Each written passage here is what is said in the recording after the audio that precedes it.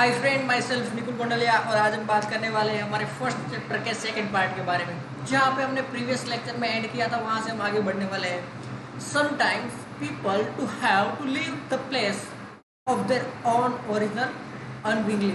यानी फ्रेंड्स, इसमें ये बताया गया है कि कभी कभार कोई पर्सन है उसको अपनी जगह से दूसरी जगह पे शिफ्ट होना पड़ता है। They are force to migrate to shift the another place. This is called displacement. यानी कि फ्रेंड्स, कभी कभार फोर्सफुली उसको या एक जगह से दूसरी जगह पे शिफ्ट किया जाता है, माइग्रेट किया जाता है, तो उसको हम क्या बोलेंगे? डिस्प्लेसमेंट बोलेंगे। उसको हम डिस्प्लेसमेंट बोलेंगे। याद रखना है कि जब भी कोई पर्सन को एक जगह से दूसरी जगह फोर्सफुली उसको शिफ्ट किया जाता है तो उसको डिस्प्लेसमेंट बोलते हैं।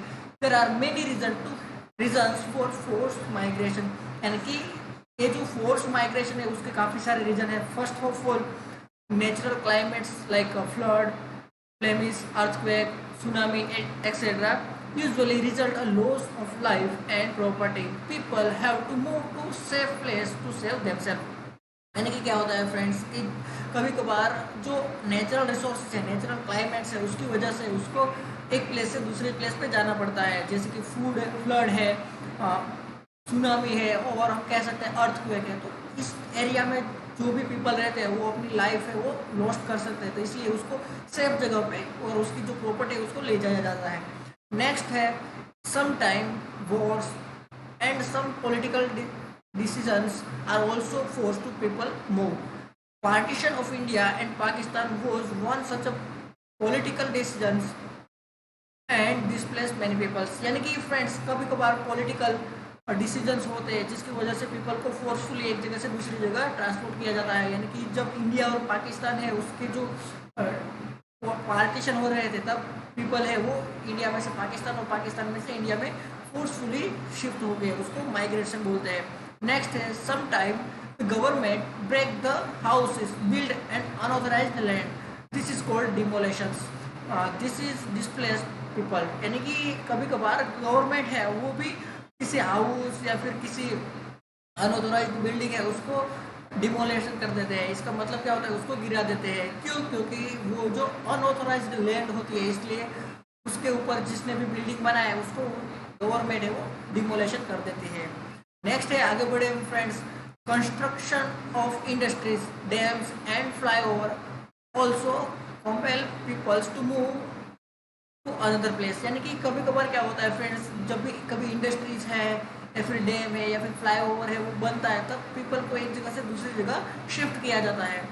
Sometime during the construction of dam, the government asked the people leave their homes and entire place would submerge under water। यानी कि कहते हैं कि कभी कभार जो पीपल है वो नियर डैम के आसपास रहते हैं तो तभी गवर्नमेंट है उसको कहती है कि आप एक जगह से दूसरी जगह शिफ्ट हो जाए, वरना आपका जो पूरा का पूरा एरिया है वो वाटर से भर जाएगा।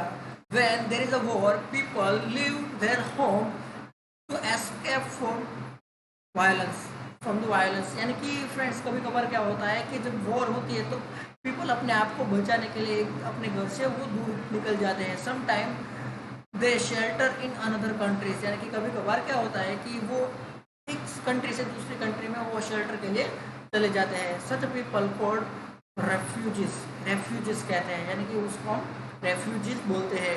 इसके फैमिली में तो उसके बारे में हम लर्न करते हैं। Aarti's family used to live in a village on a bank of major Indian river. They collected wood from the forest close by and grey kernels and vegetables like yam, potato. When the government announced to build a dam on a river, Arti and his neighbor were asked to move. They were told that the river was rising and as a result dam would be flow their village. They were offered to place higher level around 20 kilometers north of their home. The place was far from the river, also from the forest on which Arti's family depends on the food.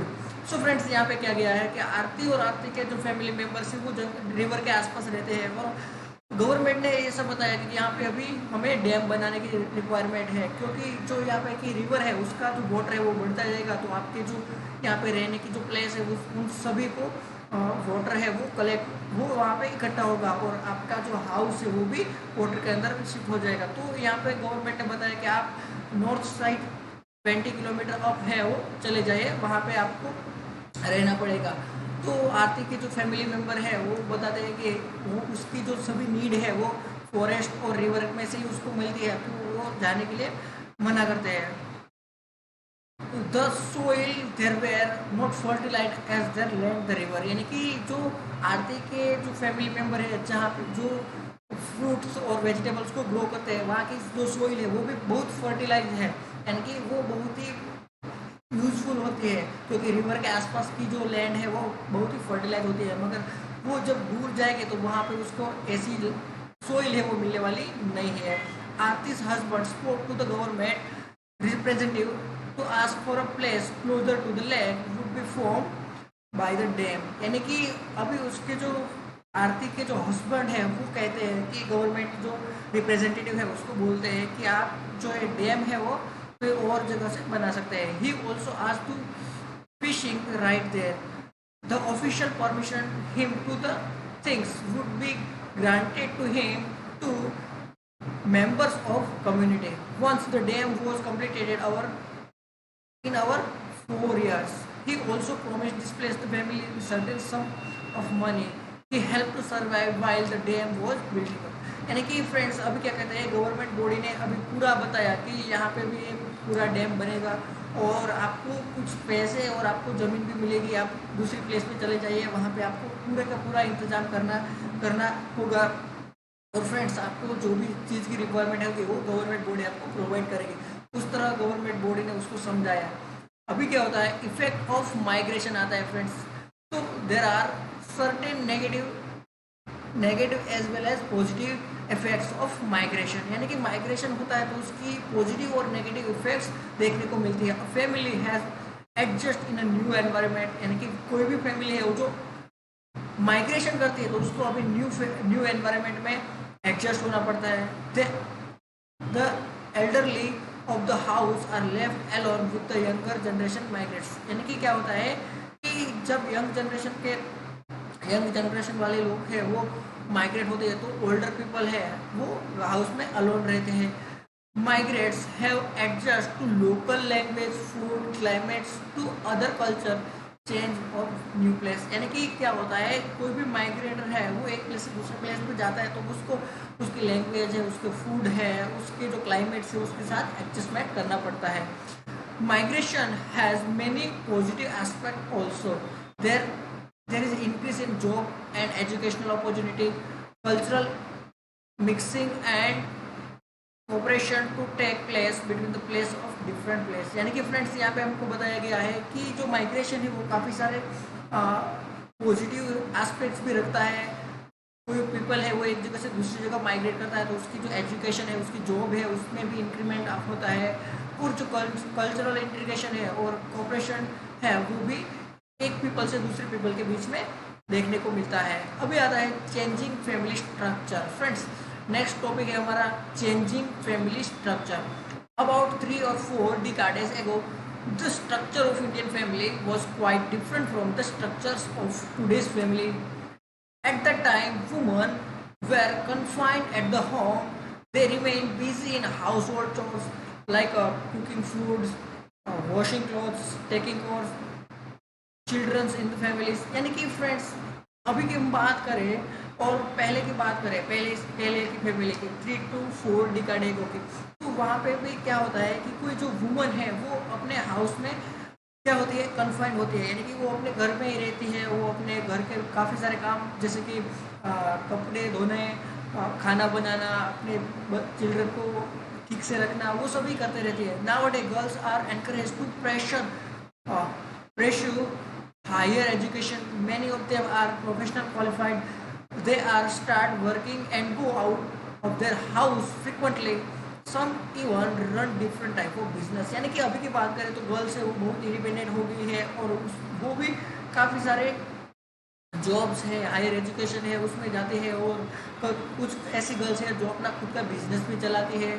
Many young boys and girls go to other cities and countries to higher education और work। यानी अभी की बात करें तो हम जो young और गर्ल और बॉयज है वो एक सिटी से दूसरी सिटी एजुकेशन और जॉब के लिए जाते हैं। They have live to their families. whenever family members move out of the house the whole family structure change। यानी कि हम कह सकते हैं कि अभी फैमिली मेंबर्स है उसका जो पूरा स्ट्रक्चर है वो चेंज हो गया है, क्योंकि जो भी यंग बॉयज और गर्ल्स है वो एक प्लेस से दूसरे प्लेस पे जाते हैं एजुकेशन जॉब के लिए।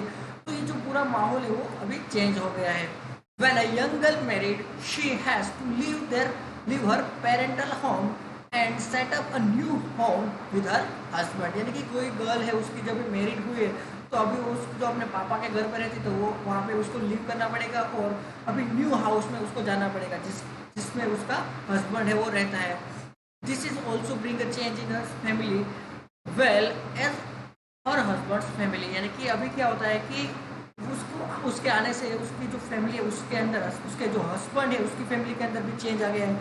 तो बहुत हो they will also change their family structure. यानी कि कभी कभार कभी यानी कि जब भी बच्चे का जन्म होता है तब भी जो फैमिली है उसका स्ट्रक्चर चेंज होता है। सो फ्रेंड्स यहाँ पे हमारा पूरा चैप्टर कंप्लीट हो रहा है। आई होप कि ये पूरा चैप्टर आपको समझ में आ गया होगा। नेक्स्ट लेक्चर में हम इसके एक्सरसाइज को कंप्लीट करेंगे। So thank you for watching this video.